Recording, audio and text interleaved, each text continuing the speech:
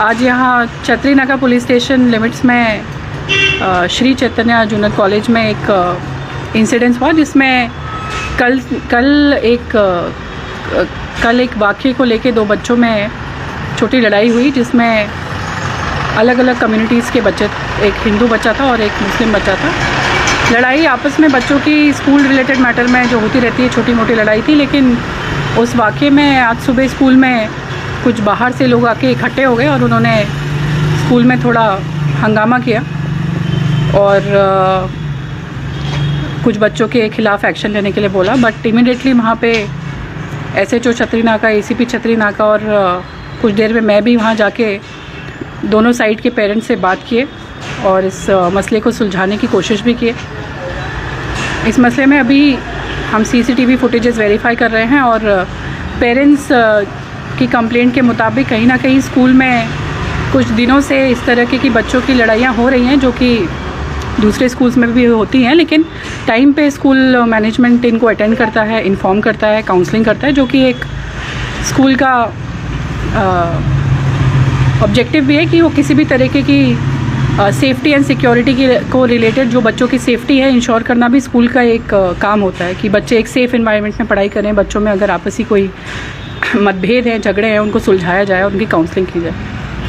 तो अभी तक जो नज़रिए में आया है, तो हम देख रहे हैं इसमें स्कूल मैनेजमेंट की कहाँ मिस्टेक है और अगर ऐसे झगड़े कुछ टाइम से होते आए हैं जो कि पेरेंट्स का एलिगेशन है, तो उनको एड्रेस नहीं किया गया और किस तरीके की नेग्लिजेंस अगर स्कूल के बिहाफ में हुई, एक तो वो चेक की जा रही है। दूसरी चीज़ कि अगर बाहर से कुछ लोग आके इस झगड़े में इन्वॉल्व हुए हैं, जो कि छोटे बच्चों के बीच में एक झगड़ा था और आराम से सुलझाया जा सकता था, तो वो भी हम CCTV कैमरा के थ्रू वेरीफाई कर रहे हैं और उनके खिलाफ भी एक्शन लिया जाए। मैडम, बताया जाता है कि बाहर से जो लोग आए थे 100 से 200 आदमी थे, जो बच्चों पे हमला किया गया, जिसमें बच्चे कितने जख्मी हुए, कुछ ऐसा बता सकते हैं? ये एलिगेशन जो है, इस पर अभी भी हम CCTV वगैरह वहाँ से ले रहे हैं और वेरीफाई होने के बाद ही इसमें कुछ बोला जाएगा। और अगर ऐसा कुछ हुआ है तो जिसने भी ये किया है उनके खिलाफ सख्त कार्रवाई की जाएगी, केसेस बुक किए जाएंगे। मैडम, ये स्कूल एक शिक्षा मंदिर कहा जाता है, जहाँ पर जय श्री राम के नारे लगा गए, ये ठीक है? जहाँ पे हर कम्युनिटी के बच्चे पढ़ते हैं वहाँ पर। इसमें अभी ये वेरीफाई करना है कि अगर इस तरीके के हादसे हुए भी हैं, किसने क्या कहा है। दोनों तरफ ही शिकायतें होंगी और कहीं भी पेरेंट्स और बच्चे ये नहीं चाहते हैं कि उनकी एजुकेशन इफ़ेक्ट हो। और स्कूल में इस तरीके का माहौल कभी भी नहीं होता है।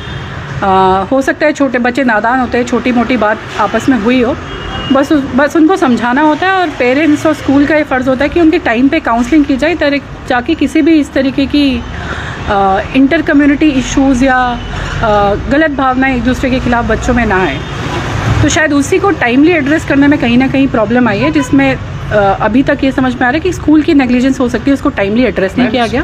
स्कूल में से वो बच्चे को कैरी करते वक्त जो है एक पर्टिकुलर कम्युनिटी के स्लोगन्स लगाते हुए बाहर निकले, यानी कि कहीं ना कहीं ये इस तरीके का मैसेज होता है कि कोई दोनों कम्युनिटीज़ में जो है डिफ्रेंशिएट करने का, क्योंकि स्कूल से कोई ऐसे स्लोगन्स वगैरह का तो कोई ऐसा हमने तो कभी नहीं देखा मैम, लेकिन we have the visuals of that a particular individuals, they were carrying a student, that boy, and carrying out with the slogans taking from the school till outside also ma'am. देखिए, समाज में आप भी जानते हैं, हम भी जानते हैं कि दोनों किस्म के लोग होते हैं। जो कि छोटा इंसिडेंट होता है बच्चों के बीच का, जैसे इस केस में झगड़ा है, उसको बड़ा चढ़ा के अपना दो समुदाय के बीच भेदभाव बढ़ाने की कोशिश करते हैं और उन पे झगड़ा कराना चाहते हैं। पर आप भी जानते हैं कि मीडिया भी और पुलिस भी और समाज भी ऐसे किसी भी तरीके के भेदभाव को प्रोत्साहित नहीं करता है, उनको इनकरेज नहीं करता है।